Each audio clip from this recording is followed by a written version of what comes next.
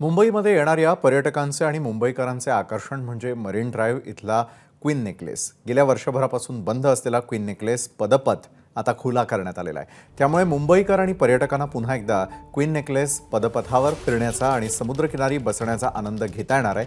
याचा आढावा घेतला आमचे प्रतिनिधी अल्पेश करकरे यांनी। मुंबईकर आणि मुंबईत येणाऱ्या पर्यटकांचं आकर्षणाचं स्थान असणारं मरीन ड्राईव्हचं क्वीन नेकलेस पदपथ आता पुन्हा सुरू करण्यात आलंय।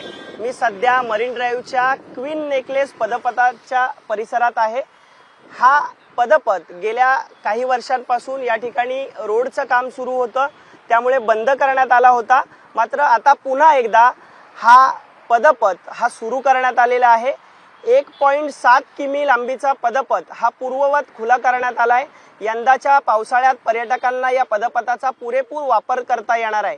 जीडी सोमानी चौक ते सावित्रीबाई फुले मुलींचे वसतिगृह या दक्षिण ते उत्तर दिशेच्या टप्प्यातील पदपथ हा आता खुला करण्यात आलेला आहे।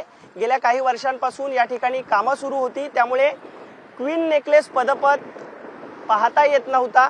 त्यामुळे अनेकदा मुंबईकर असतील, पर्यटक असतील जे मुंबईत येतात ते नाराज होत होते। मात्र हा पदपथ आता पुन्हा खुला करण्यात आलाय आणि त्यामुळे आपण पाहतोय सध्या या पदपथाच्या शेजारी तरुण मंडळींपासून वयोवृद्ध नागरिक या पदपथावर बसून समुद्राचा आनंद घेत आहेत। पावसाळ्याच्या दरम्यान हा पदपथ आता खुला करण्यात आल्यामुळे मुंबईकर आणि मुंबईत येणारे पर्यटक हे आनंदी झालेले आहेत।